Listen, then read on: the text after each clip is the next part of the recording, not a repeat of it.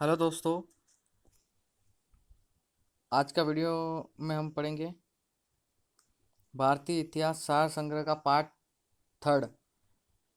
Part two पहले हो चुके हैं और पार्ट थर्ड में हम उन दोनों पार्ट से रिलेटेड इम्पोर्टेंट क्वेश्चन देखेंगे।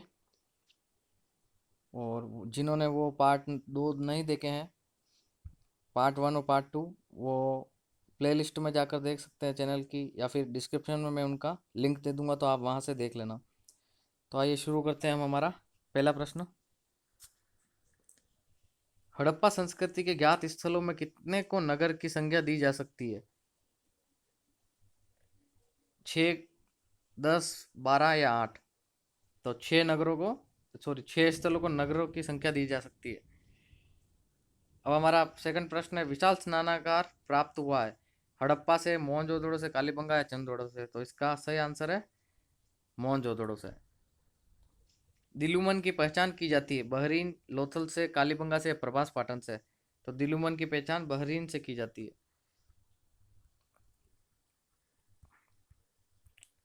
अगला प्रश्न है हमारा, श्रमिक आवास का अस्तित्व प्रकाश में आया मोहनजोदड़ो, हड़प्पा, सुरकोटड़ा या कालीबंगा से? तो यह हड़प्पा से प्रकाश में आया था। श्रमिक आवास कहाँ पाए गए थे? हड़प्पा में। गोदीबाड़े का अस्तित्व मिलता है लोथल, रंगपुर, प्रभास पाटन या सूत का गेंडोर में? तो गोदीबाड़े का अस्तित्व मिलता है लोथल में, डॉकयार्ड भी कहते हैं जिसे। अब हमारा अगला प्रश्न है, पुरोहित आवास तथा महाविद्यालय भवन का अस्तित्व प्राप्त हुआ हड़प्पा से, मोहनजोदड़ो से, कालीबंगा से या लोथल से? तो इसका सही आंसर है मोहनजोदड़ो से। श्रमिक आवास मिले हड़प्पा से, पुरोहित आवास मिले मोहनजोदड़ो से। अगला प्रश्न, किस स्थल से युगल स्त्री पुरुषों के समाधान का साक्ष्य प्राप्त हुआ है? कालीबंगा से, मोहनजोदड़ो से, हड़प्पा से या लोथल से?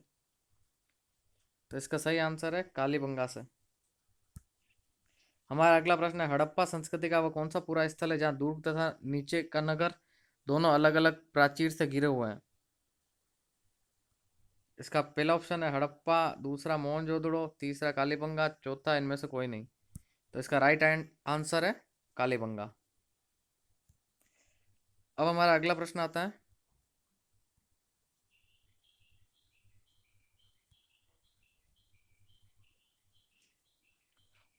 फारस की मुहर प्राप्त हुई थी? तो ये लोथल, रंगपुर, भगत राव या सूत का गेंडोर से? तो यह लोथल से प्राप्त हुई थी फारस की मुहर। अगला प्रश्न है, किस स्थल से प्राप्त मुद्रा पर समारोह का दृश्य है? मोहनजोदड़ो, हड़प्पा, कालीबंगा या लोथल? तो इसका सही आंसर है हड़प्पा से प्राप्त मुद्रा पर समारोह का दृश्य है। अगला प्रश्न है, मोहनजोदड़ो से प्राप्त नर्तकी की किस धातु की बनी हुई है? लोहा, सोना, चांदी या कांस्य? तो इसका सही आंसर है कांस्य की नर्तकी की मूर्ति प्राप्त हुई मोहनजोदड़ो से। इक्के या बैलगाड़ी के स्वरूप वाला खिलौना प्राप्त हुआ चौंदड़ो, सूटकोटड़ा, रंगपुर या लोथल से? तो इसका राइट आंसर है चौंदड़ो से। इक्के या बैलगाड़ी के स्वरूप वाला खिलौना प्राप्त हुआ है।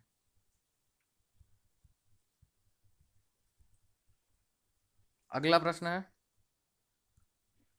पक्की मिट्टी का बना हल का एक प्रतिरूप कहाँ से प्राप्त हुआ है? बनावली, कालीबंगा, राखीगढ़ी या रंगपुर? तो ये बनावली से प्राप्त हुआ है।